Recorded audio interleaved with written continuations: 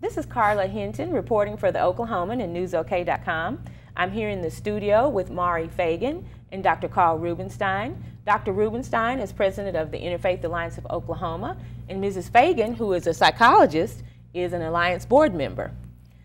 You are here to talk about an important topic, which is domestic violence. Is that right? Correct. And we're also here to talk about a day-long seminar for clergy and spiritual leaders in Oklahoma. It's called Making a Difference, a faithful response from faith leadership to domestic violence and sexual assault. The event is May 17th at Oklahoma City Community College. Thank you for coming in. Thank you for having us. I wanted to ask you why you decided that domestic violence would be a topic that you would explore this year. 2 years ago, we had Deb Staniland from the YWCA as the primary speaker at our annual dinner. Okay. And we asked her to speak because there had been some interest and concern in the board about domestic violence and sexual abuse. And when Deb Staniland spoke, it really stimulated greatly increased interest. Okay. And the board met and realized that it's a huge problem and that no one effort, no one individual can really tackle it adequately, okay, but that maybe we could bite off a little piece of it that would be useful. And as we have a number of clergy on the board, one of the things they expressed is the fact that very little, if any, training in dealing with domestic violence, recognizing domestic violence and sexual abuse in the process of becoming clergy. Right. And so we began to investigate that, and that's what really led to putting this together. Okay.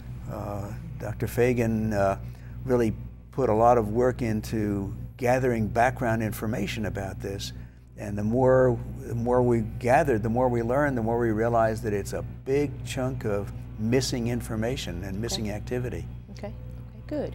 Now, Dr. Fagan, can you talk a little bit about some of the speakers that you have coming to talk to spiritual leaders? Certainly. The speakers are very exciting. First, Debbie Staniland is going to be talking about domestic and sexual violence 101, okay, which will provide the social, psychological, cultural, and educational aspects of domestic and sexual violence. And I might mention that domestic violence and sexual assault cross all boundaries of faiths, educational levels, economic levels, cultural areas, ethnic areas. It's shockingly pervasive in Oklahoma as well as in the rest of the nation. And I might mention that unfortunately many statistics that are quite recent have found that our state is number 6 in the nation, okay, in 3 areas: okay, domestic violence, sexual violence, and stalking. Okay. Wow. Okay. So why did you think that the faith community needed to be part of this seminar, or why did you think that this is something that they needed to explore? Well, I think some of the initial discussions brought out the fact that in many instances, people naturally, if they're having problems, tend to turn to their faith leaders. Okay. And while that's certainly not an exclusive statement, it's important enough that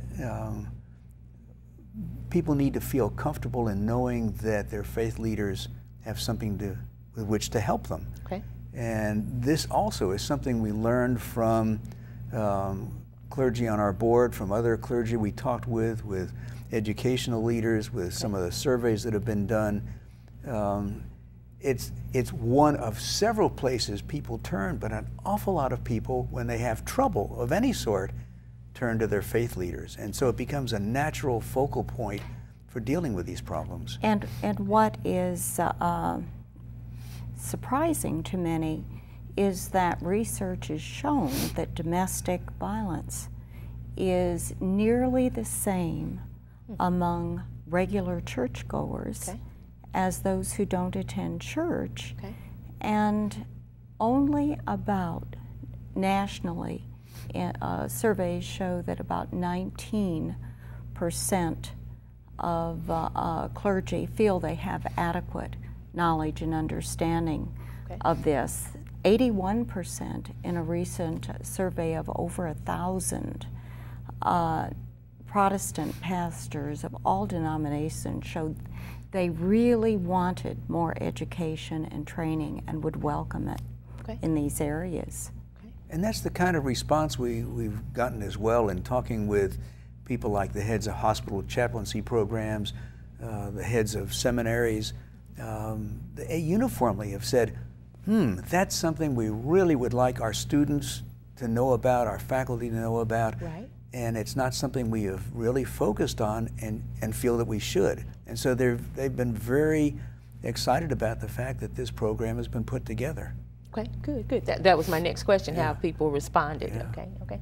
Because you have some local leaders who are going to be offering prayers and things like that. Is that right? Right, we do. The opening prayer will be given by the very Reverend Coakley, who is the Archbishop of the Roman Catholic Diocese, and the blessing before lunch will be given by Mayor Cornett, and our closing prayer will be given by Reverend Lee Cooper. We're very pleased about that, and I actually did not finish answering another question that I would like to address, and that is in terms of our speakers. I wanted to mention that Lundy Bancroft will be speaking, who is widely known as one of the nation's most prominent speakers and experts in the area of perpetrators and assisting victims of domestic violence, as well as what can be done to help children who are impacted by this. Something that isn't widely known is that 60 to 70% of the children of victims of domestic violence are also abused. Okay, interesting.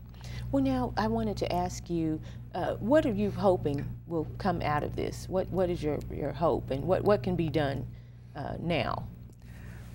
Well, I think there are several parts to that answer. One is to help the clergy who attend become aware of the characteristics of people who perpetrate domestic violence. How do you identify them? How do you recognize what's going on? If you do recognize it, or if someone comes to you for help, how do you really provide appropriate kinds of help? How much of it can you handle yourself? How much of it do you really need to direct toward people with significant expertise in the area? How do you encourage people to feel comfortable in expressing what their problems are instead of turning them off?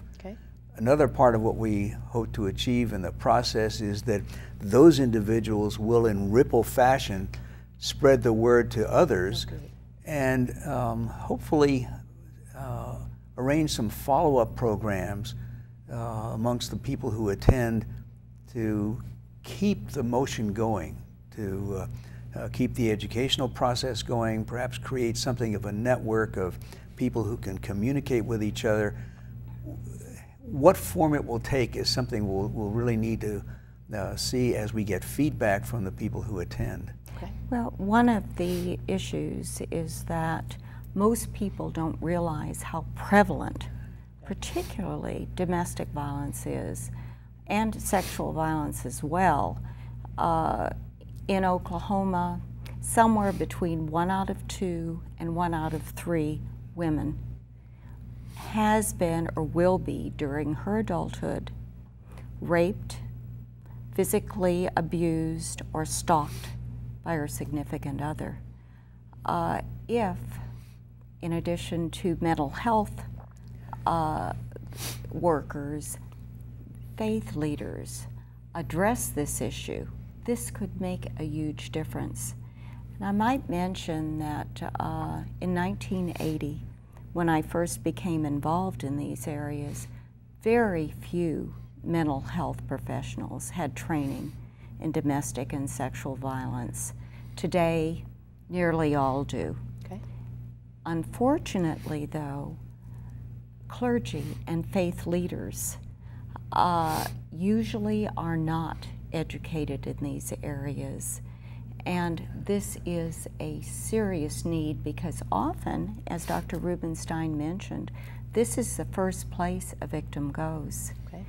And she, and in 5 to 10% of the cases he, needs to receive the right kind of information, guidance, and sometimes immediate referral to a safe place. Okay. Or resources that can direct him or her.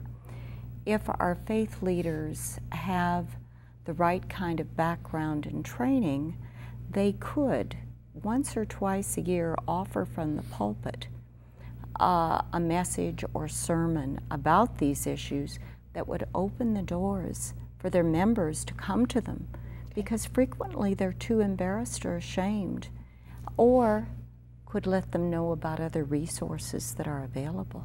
Okay. Okay. Good. Good. And so I know that there's a deadline coming up. Were you going to say something? Well, I was going to say that Dr. Fagan mentioned the word safety, and that safety is another important aspect of the concern. Not only safety for the person who's been the victim, but in fact, safety considerations for the clergy or the counselors Right. against whom anger can be directed by the perpetrator. Right. And knowing how to deal with that, knowing how to expect it, is another important part of the training. Okay. Okay. Good. But safety for the victim is a very important issue, because the data that is kind of horrifying is the number of times that people who have asked for help and have been sort of turned back to their own situation wind up being in the emergency room or worse. Right. Yeah, Oklahoma is 6th also in the nation in the rate of deaths of domestic violence victims by the perpetrator. Okay. Wow. That's disturbing. It is, and you get a couple of kinds of reactions from people when you bring out this information. One is one of surprise, one is one of disbelief. That can't possibly be true, but it is. Right. And a third is, this is terrible. We need to do something about it. We hope to move people to the third. Sure. Sure. Action. Yes. So let's do something. Right. Okay. Okay. Good. The mental health community is doing what it can to help, but we can't go out into the community. We must wait for them to come to us. Okay. Whereas faith leaders have a captive audience Right. on Sunday or their Sabbath, and they certainly can be not only a moral influence in their faith community, but if they're provided with the right training and information and incentive, together they can go out into the general community and I believe make a huge difference. Okay. Okay. So you're very hopeful. Yes, yes. Okay. Okay. Well, thank you all for coming in today. Well, thank you for having us, and it's such an important issue that we really appreciate letting people know about it. Okay. Okay. Good. Thank good. you. All right. Thank you. Thank you. This is Carla Hinton reporting for The Oklahoman and NewsOK.com. For more information, read The Oklahoman.